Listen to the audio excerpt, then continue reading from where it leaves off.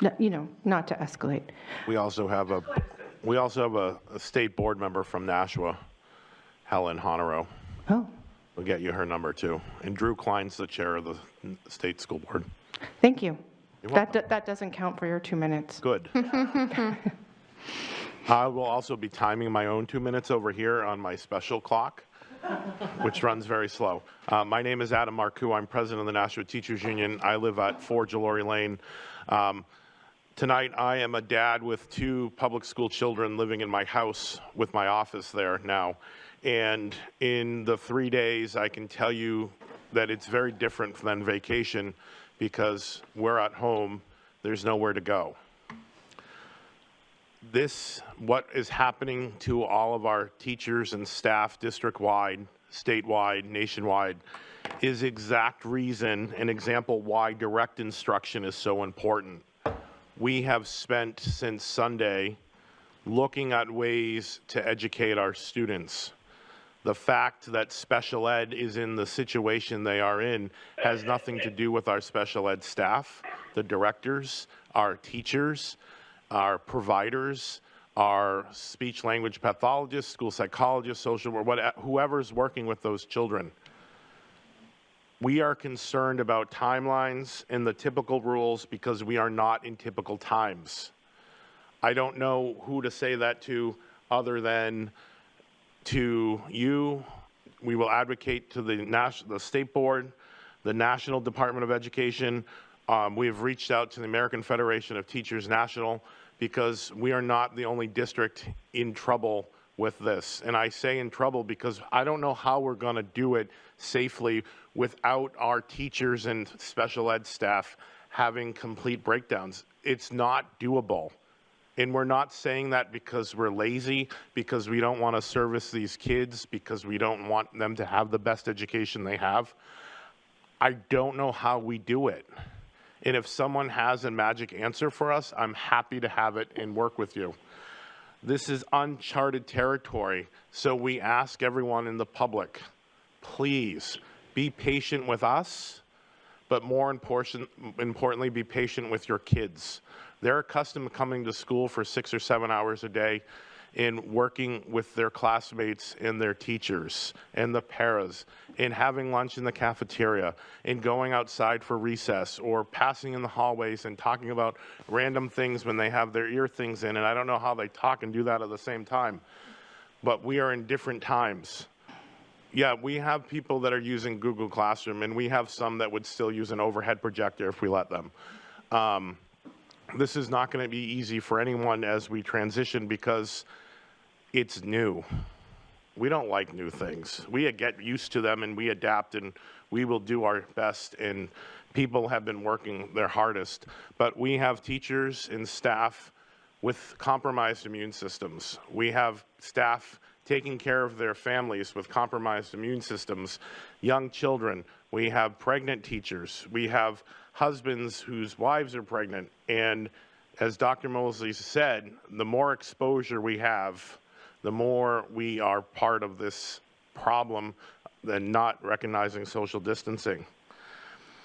Someone said we've never seen teachers work so hard. And I think our teachers work hard and our staff work hard all the time, but they're right. Teachers have worked harder these last 2 days because their kids are home too. How can we manage teaching kids electronically when I have my 3 kids running amok in the background? And I love my kids, and I'm glad I can spend time with them and be home with them, and they're not out in what's happening.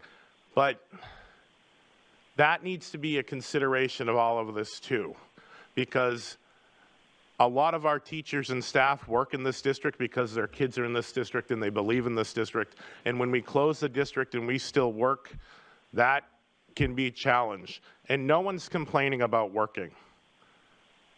Everyone just found out when Mr. Donovan spoke that everyone's being paid through April 3rd. There are people crying, ecstatic, because 1, they don't have to worry about paying their bills, and 2, they don't have to worry about where the money's going to come to pay for their insurance. Most of our paras and hourly people cover their insurance. And I know the district could have said no, and they could have said, well, you're not coming to work, we're not going to pay you. But I can't be thankful enough to the school board, to the central office administration, including the superintendent, Dr. McKinney, Ms. Fitzpatrick, Mr. Donovan, Ms. O'Gara, Mrs. Bagley, Stacy Hines, Bob Chopug, Greg Rodriguez in IT, for the work that I have been part of since this started at 1 o'clock Sunday afternoon. It has been a collaboration. It's not perfect. We don't agree on everything, but the children and the people in this in our district have been at the forefront from the start.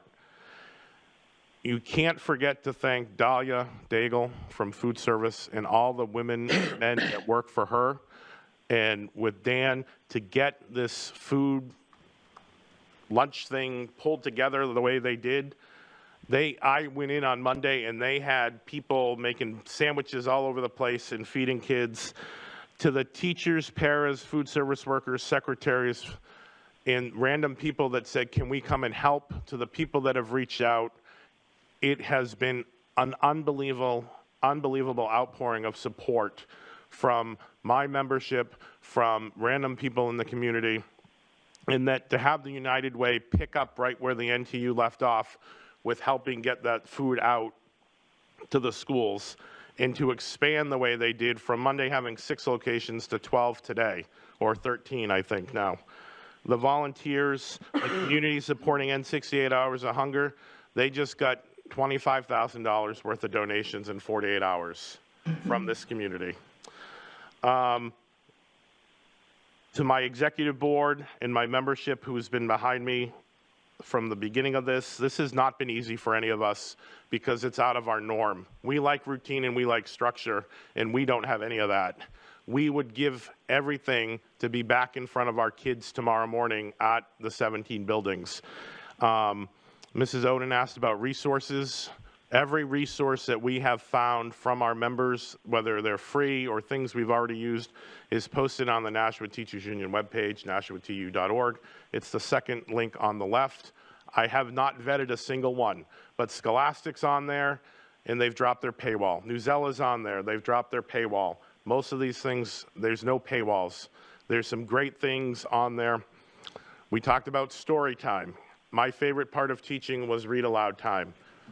We're doing story time live on the NTU Facebook page at 2 o'clock every day. I sit in my living room, and we're going to start rotating. Today, my daughter sat on my lap, and we read stories out loud on Facebook Live. We have plans to do puppet shows and other things to try to help break up the day for parents, because it helps break up the day for us too. Deb covered SPED. And I'm glad Dr. McKinney said we need to keep it simple and keep it basic, because the expectations for a district like ours cannot be the same for other districts when they have more money than they know what to do with and no free and reduced lunch kids. Like, we're not on a same playing field, and that's not fair. So expectations need to be based on what we can do, and we will do our best to work for our students and each other. And I know I'm well over 2 minutes, but according to my timer, I have 3 seconds left. So thank you. Thank you, Mr. Marcoux.